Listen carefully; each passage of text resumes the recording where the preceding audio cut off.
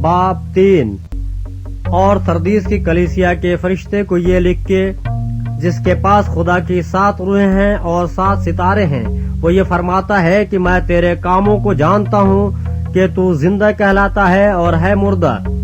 جاگتا رہ اور ان چیزوں کو جو باقی ہیں اور جو مٹنے کو تھیں مضبوط کر، کیونکہ میں نے تیرے کسی کام کو اپنے خدا کے نزدیک پورا نہیں پایا۔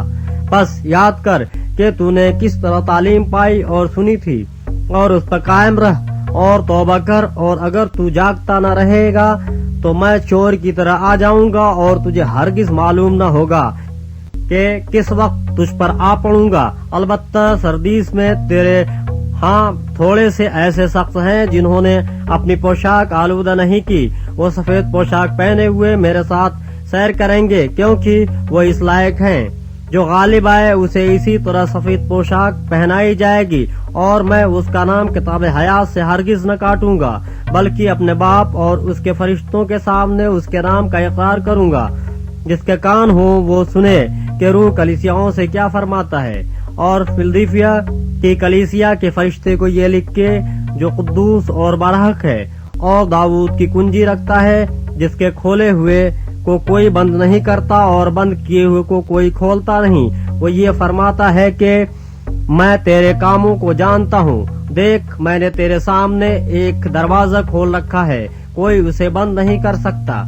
کہ تجھ میں تھوڑا سا زور ہے اور تو نے میرے کلام پر عمل کیا ہے اور میرے نام کا انکار نہیں کیا۔ دیکھ، میں شیطان کے ان جماعت والوں کو تیرے قابو میں کر دوں گا جو اپنے آپ کو یہودی کہتے ہیں اور ہیں نہیں بلکہ جھوٹ بولتے ہیں۔ دیکھ، میں ایسا کروں گا کہ وہ آ کر تیرے پاؤں میں سجدہ کریں گے اور جانیں گے کہ مجھے تجھ سے محبت ہے۔ چونکہ تو نے میرے صبر کے کلام پر عمل کیا ہے، اس لیے میں بھی آزمائش کے اس وقت تیری حفاظت کروں گا جو زمین کے رہنے والوں کے آزمانے کے لیے تمام دنیا پر آنے والا ہے۔ میں جلد آنے والا ہوں، جو کچھ تیرے پاس ہے اسے تھامے رہ، تاکہ کوئی تیرا تاج نہ چھین لے۔ جو غالب آئے میں اسے اپنے خدا کے مقدس میں ایک ستون بناؤں گا، وہ پھر کبھی باہر نہ نکلے گا، اور میں اپنے خدا کا نام اور اپنے خدا کے شہر یعنی اس نئے یروشلم کا نام جو میرے خدا کے پاس سے آسمان سے اترنے والا ہے، اور اپنا نیا نام اس پر لکھوں گا۔ جس کے کان ہو وہ سنے کہ روح کلیسیاؤں سے کیا فرماتا ہے۔ اور لودوکیا کی کلیسیا کے فرشتے کو یہ لکھ کے، جو آمین اور سچا اور برحق گواہ اور خدا کی خلقت کا مبدع ہے، وہ یہ فرماتا ہے کہ میں تیرے کاموں کو جانتا ہوں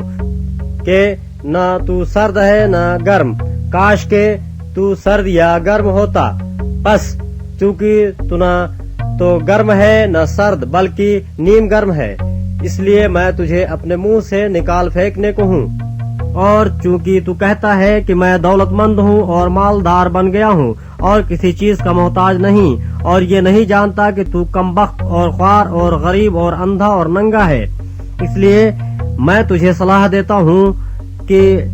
مجھ سے آگ میں تپایا ہوا سونا خرید لے تاکہ دولت مند ہو جائے، اور سفید پوشاک لے تاکہ تو اسے پہن کر ننگے پن کے ظاہر ہونے کی شرمندگی نہ اٹھائے،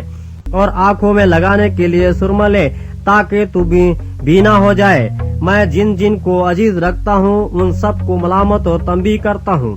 پس سرگرم ہو اور توبہ کر۔ دیکھ، میں دروازے پر کھڑا ہوا کھٹکھٹاتا ہوں، اگر کوئی میری آواز سن کر دروازہ کھولے گا تو میں اس کے پاس اندر جا کر اس کے ساتھ کھانا کھاؤں گا اور وہ میرے ساتھ۔ جو غالب آئے میں اسے اپنے ساتھ اپنے تخت پر بیٹھاؤں گا، جس طرح میں غالب آ کر اپنے باپ کے ساتھ اس کے تخت پر بیٹھ گیا۔ جس کے کان ہو وہ سنے کہ روح کلیسیاؤں سے کیا فرماتا ہے۔